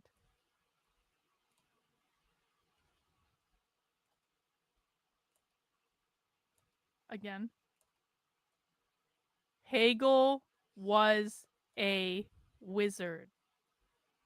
Some of which he just kind of tweaked to his own purposes, and Hegel was a wizard. How is this happening? How? How is this happening? How? I was incredulous then too, obviously. Happening. How? Hegel is a wizard. Apparently this broke me. Did Hegel have a dragon? We are in the land of Retardia. This is why in the land of Retardia, we literally have a school of Gnosticism and wizardry. That's a real thing in the land of Retardia. There is a whole school of Gnosticism and wizardry. It's true, I did. But I didn't actually think we were going to get to the point of James saying Hegel is a wizard. That was something I didn't have on my bingo card, if I'm honest about it. We do. We anticipated that James was going in this direction with the Retardia school of Gnosticism and wizardry. Hegel was not. Hegel described himself as a theologian, but he was at what's called the Tübingen Stift, which is it's a seminary, a Lutheran seminary in the Swabian region that was shot through with all of this goofy esoteric mysticism. And it was more interesting to them there than the Christian stuff. They were trying to figure out how to make the mysticism look like Christianity because they figured out that it was the real movement of the world. Hegel said that Jakob Boehme was the greatest philosopher of Germany. You should go read Jakob Boehme and see if he wrote any philosophy at all. It's all alchemy and wizard symbols, and it's all transformational mysticism. It's alchemy. He appropriated not just Alchemy. Kabbalah, but heretical versions of Kabbalah that were actually invented kind of for secret society Like Jewish? purposes. Can you repeat that about Hegel, please? All of it? Yeah, that he was a wizard, James. Repeat it, please, for all of us. That was the Please Cliff Notes. repeat. So Hegel was a wizard. That's the Cliff Notes. Hegel believed in. Do you guys see that? The audience is super confused. And they're like, James, can you just repeat that for us? Yes, I can. Hegel was a wizard. He was a wizard, Harry. Miro, thank you for the super chat. What does James think of Germany to prevent Nazis from rising again? Oh, James hates this. Oh, don't ever say this to James. What does James think of what does James think of Germany to prevent Nazis from rising again? Deliberately sent young boys to be raised by PD. I'm not going to say that word because a sexologist said Nazis were sexually repressed.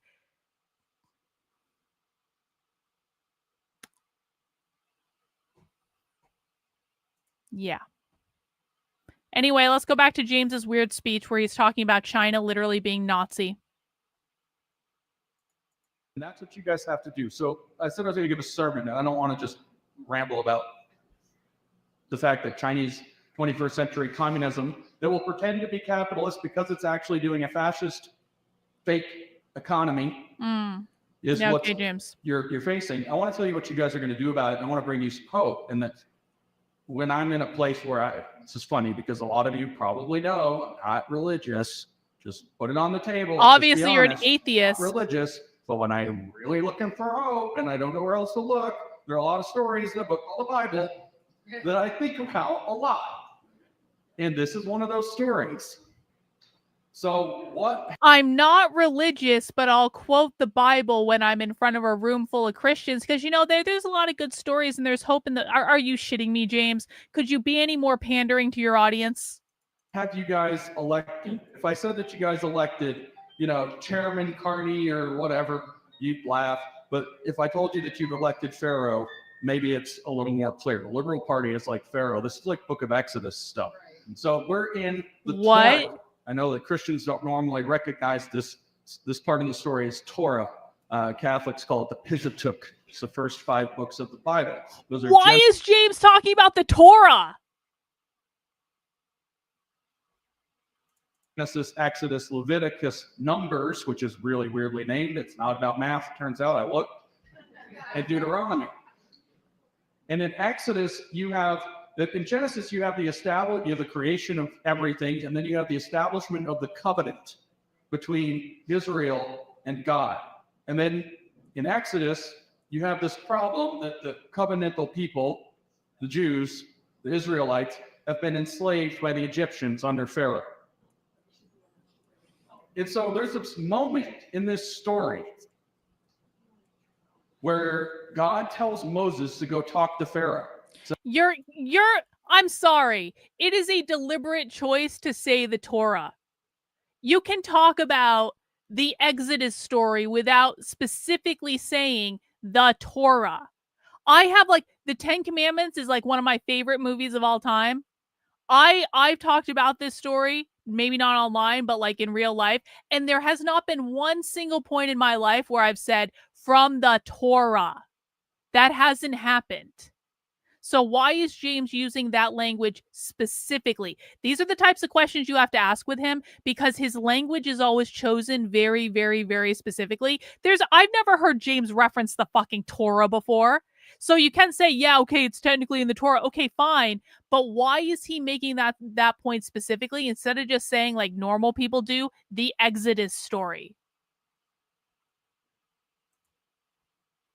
He could have said the Old Testament. Exactly. Set my people free.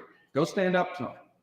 And Moses is like, okay, a little ad-lib on this, by the way. And so God says, by the way, you need to go talk to Pharaoh, but I'm going to harden his heart against you.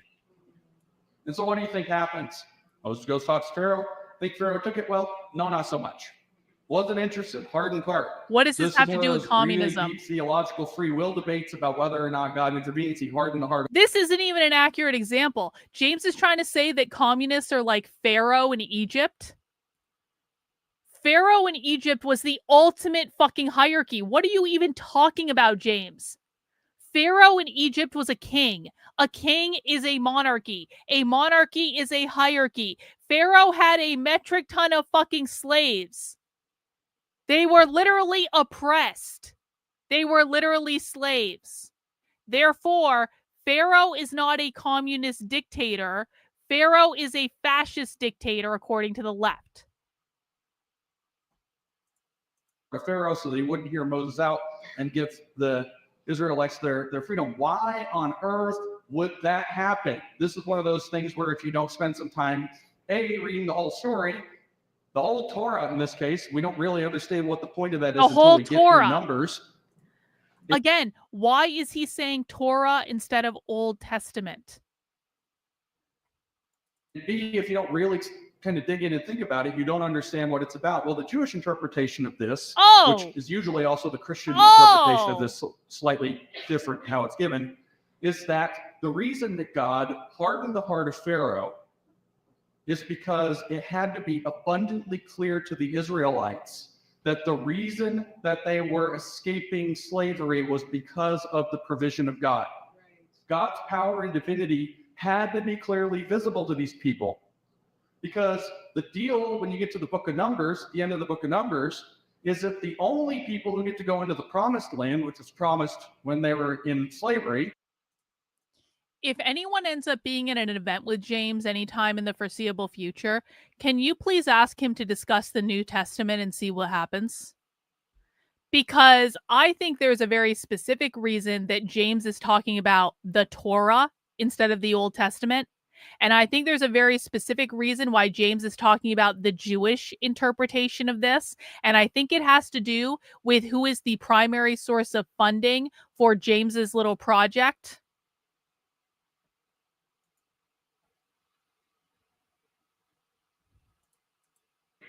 Which is the land of Canaan. The only people who get to go to Canaan are people who are faithful, who maintain faith and believe.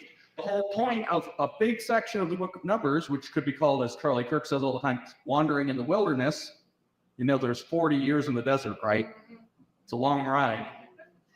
The whole point is that God has given miracle after miracle after miracle after miracle to these people, and they're complaining. And they say that they want to go back to slavery. We had cucumbers in slavery in Egypt. All we have here is this perfect manna from heaven to eat that fell as a miracle from a God who apparently has forsaken us because we haven't found Canaan yet. And so God's like, I'm not letting you in because you're a bunch of complainers. And that's where you learn that the only people he's letting into the promised land are the ones who are actually faithful. Now, I remind you that Israel itself in Hebrew means something. It is a word, not just the name of a country. It is a word. It means we who wrestle with God. And it means that people are wrestling with, is God really there? And faith is saying, I have no idea, but yes. Okay? And so way back in the situation where the heart was... Why is James preaching? He was supposed to be giving a talk about the left. And he's preaching about the Jews. And again, just so people understand, I don't care if anyone is Jewish. Like, if you're Jewish, like, you're welcome to be here. There's no anti-Semitism allowed on my channel. Everyone's welcome here. I don't give a fuck if you're Jewish or not. But we have to be able to acknowledge that James is taking a very specific angle on this. And we have heard a lot of James's talks over the past couple of years. I have never heard James specifically talk like this. Hardened. This was a sign. This is one of the two reasons that theologians give for why God would harden Pharaoh's heart, is that the Israelites in bondage needed a sign at the time that it is the sovereignty of God that's going to set them free, so that they would have faith, so that they could make the journey, so that they could maintain their faith, so that they could deserve the promised land, which is the land of the covenant in the first place, which requires faith to have. The other reason is because God is supposedly just. This is the part where you can get excited if it's an applicable metaphor. And the Pharaoh the Egyptians needed to be punished, and God had 10 plagues to bring them. And so justice had to be served, and that required Pharaoh to deny Moses. So, okay. What in the world does that have to do with anything? How is this hopeful? Where did America from the future go? Well, we're a little further in the story, by the way. If you wonder where we are, Moses has now come down from Mount Sinai. He's been with the burning bush. He's got the 10 commandments. That's a Mel Brooks joke. Talented scene. History is one of the best scenes in movie history. Comes down, everything is 15, drops a tablet, smashes it, 10 commandments. Classic. He comes down. What the story, the part of the story that we're in America is that they made this calf. They've gone off and made the calf. They followed, President Trump, and now they're worshiping some calf. Everybody's gone crazy. I don't know if you've seen what's going on down there. Republicans have gone a little bit feral. They've lost their minds a bit. So it's the golden calf part of the story. If you know what happens next, when Moses... Wait, he's saying the Republicans are the Jews gone wild?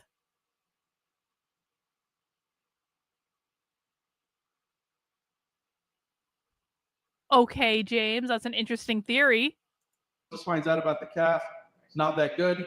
We'll see how this goes. Aaron lies to him. It's really the funniest childish thing ever. Where did this calf come from? Oh, we took all the gold, we put it in the fire, and this calf just came out. It's like a toddler. This is where we are. We're in a different part of the story, but where are you? You're in the part of the story with the hardened heart. What do I mean? Canadians voted to put Pharaoh back in power. The Liberal Party, what do you got? 3 terms now in a row or something like that? 4? This is 4, right? So you've had 3 and this is 4? Or mind, is this 4 or 5? I don't know. That's way too many. Plus or minus 1. Yes. Like Aiden said. So you're in that position now where you have to see things with eyes of faith to get through this, is what my point is. That's right. You have to believe that it is actually possible to bear the difficulties and iniquities that you're about to be visited under this government.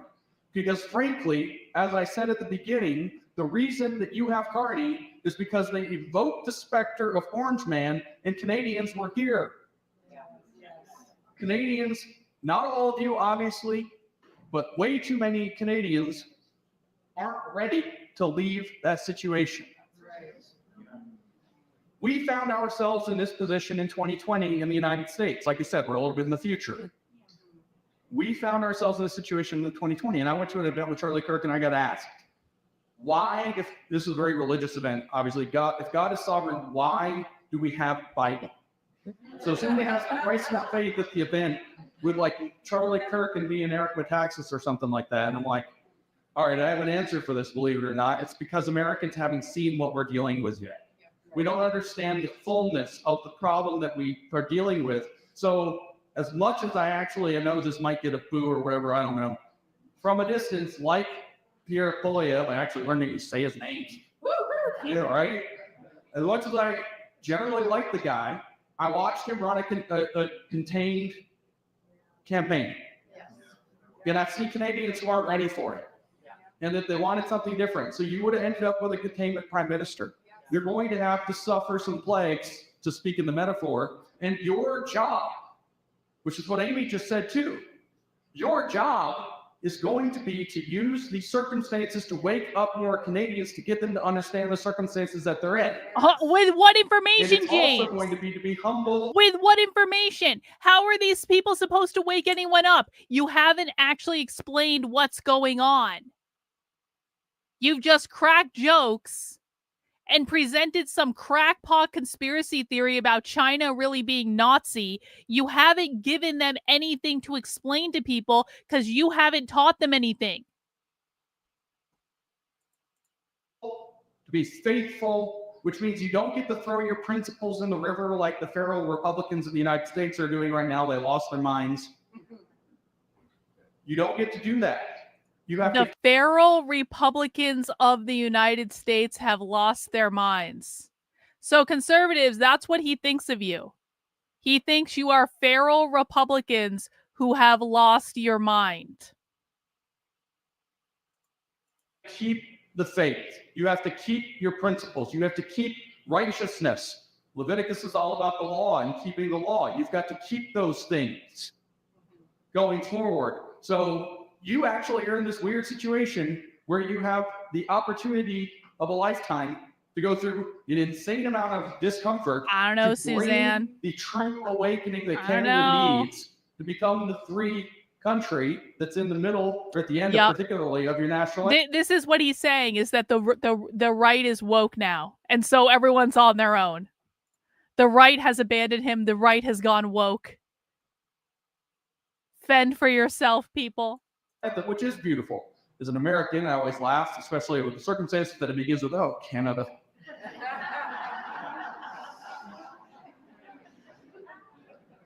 But that's what this is about. This is what you've got to do. You're going to face really bad woke policy. You're going to face crazy threats to free speech. You're going to face lots of iniquities and injustices. If you're going to have to stand in faith, you're going to have to know exactly what it means not to be content to live as a coward.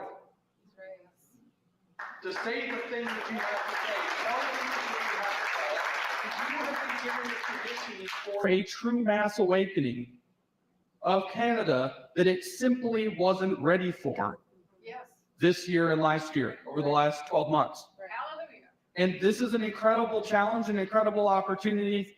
And I don't know if you read your Bible, but a lot of the stories when people have hard jobs, or a lot of stories where people have got jobs for God aren't really easy. That you get swallowed by whales and stuff. So you're going to have to, I guess, put your elbows up and get it done. Is that a hockey reference? What the hell is that? So I think that that's where you are, and I think that that's actually the hope. The hope of the Jewish people is that they are still there, again and again and again. All their stories. What the We didn't run fuck? out of oil. That's Hanukkah. Looked really bad. You have Passover. You know, we were spared from the plagues that I'm just talking about. Again and again and again Why and again. is he It's that they doing get to this? celebrate being still there and getting to prove through their righteousness and their faith and their willingness to do the work that they're worthy of the promised land that's always been promised. And so I think that this is an opportunity for Canada. I watched all through the last 5 years this bouncing back and forth where America takes the lead fighting back against. Just to be really clear, he's not speaking in front of a Jewish audience. He's speaking in an organization called We Unify.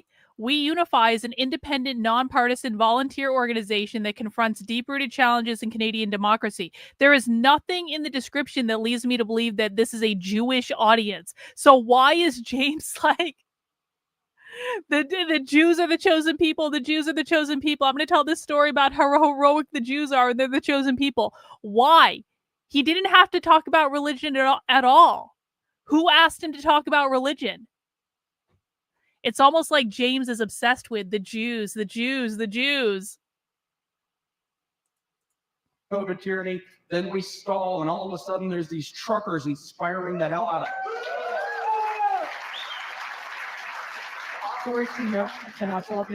It's back off the couch. And then you guys get your bank accounts crushed, and America steps up to the plate, and it goes back and forth and back and forth and back and forth. And I think it's a time where Canada's going to have an opportunity, or the conservatives here, or just normal people actually too, here in Canada are going to have an opportunity to stand up and be world leaders in getting rid of this evil global plot to enslave us all with communism and put us under the thumb of China for the Asia century that they planned out for us so that we can all get brought into their rule. And so special role, special job. I don't know how easy it's going to be. I don't particularly want Canada to be a 51st state. I want Canada to be Canada, actually. Like, make Canada Canada again. Sounds so good to me. I said so from the beginning. So I hope that that's what you can do, and I'm honored to get to come out here to, I guess what I heard is the dark heart of Canada, the wokest place ever. But no woke people, by the way, just your people in the bike lanes, not so nice. Not so good. But I thank you very much for letting me come here and tell you this. But I think that you should remember these stories. These stories of the long suffering of other people who through faithfulness and righteousness were able to take. Remember the suffering of the Jewish people every time you think about fighting the woke. Take and do the thing that they had to do in order to get to a better place. And not forget that. Put that at the core of what you do. And the bridge between faith and works, because they say if you're a Christian, faith without works is dead. The bridge between faith and works is courage. So I want to let people know that I happen to know for an absolute fact that James charges a minimum of $5,000 to give a speech like that. This literally just got uploaded to YouTube 2 days ago. This was uploaded to YouTube on May 11th, 2025. It literally just got uploaded to YouTube. So this is a brand new speech from James. Yeah, say capitalism, bitch. Of course, he'll say capitalism to say China isn't really capitalist, which isn't true at all. That's definitely not what the left believes. All right. Well, I think we've seen enough here. Thank you to Carl Benjamin, Sargon of Akkad, for dragging James again. Although I do not have Sargon's optimism in this, that this fight is over. He's auditioning really hard for the Daily Wire. Yeah, that's actually probably what's happening. James is like, Matt Walsh is going to leave the Daily Wire, and I want that spot. So that's all we're going to do today, guys. I needed a little bit of a lighter day. We do have a communism stream tomorrow. If you've never been to one of my communist streams, come and listen to the Denver Communists with us. If you want to see what the real far left is doing, this shit will blow your hair back. If you think you understand the left because you've seen conservative clickbait, or you watch Fox News or the Daily Wire or the Blazer or Stephen Crowder or anything like that, you have never seen the real far left until you've watched Socialism with me. And so come back tomorrow at 5 p.m. Eastern time. We will be watching the Denver Communists tomorrow. We're going to have a little bit of a Denver Communist marathon.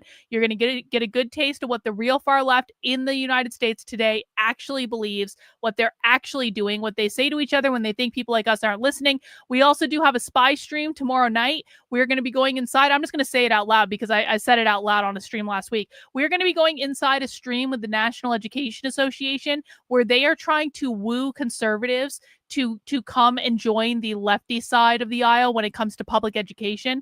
And so I want to see what they have to say. I want to know what the National Education Association, which is one of the most left-leaning unions in this country, is saying to conservatives to try to get them on their side.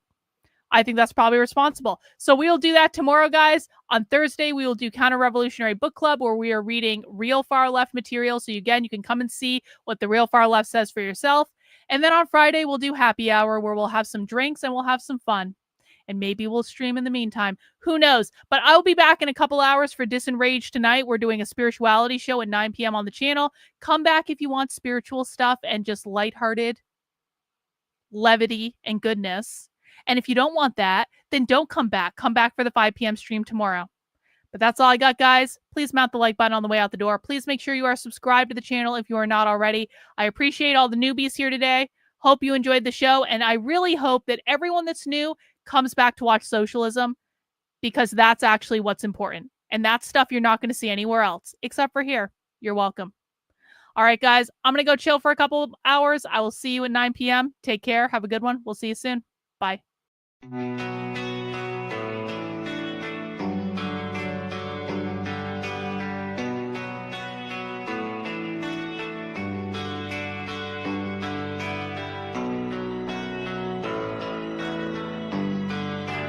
How are you feeling? How long have you been here? 3 months, May 17th.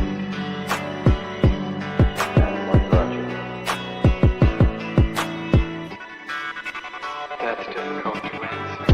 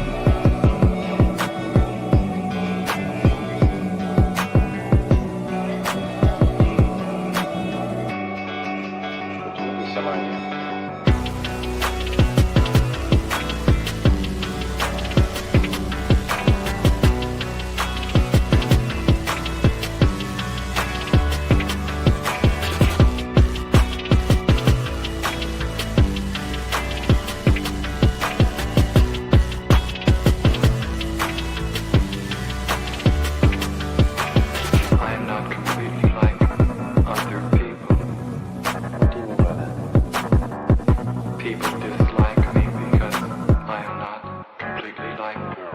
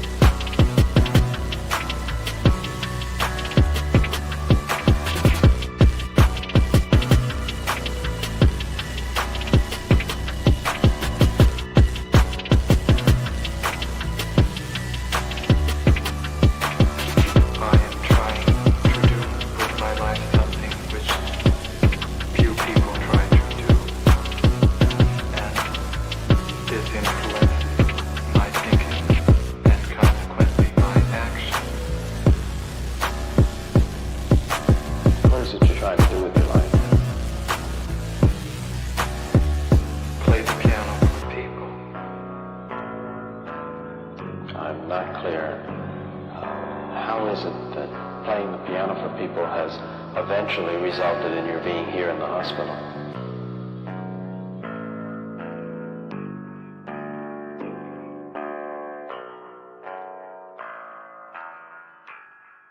That's difficult to answer.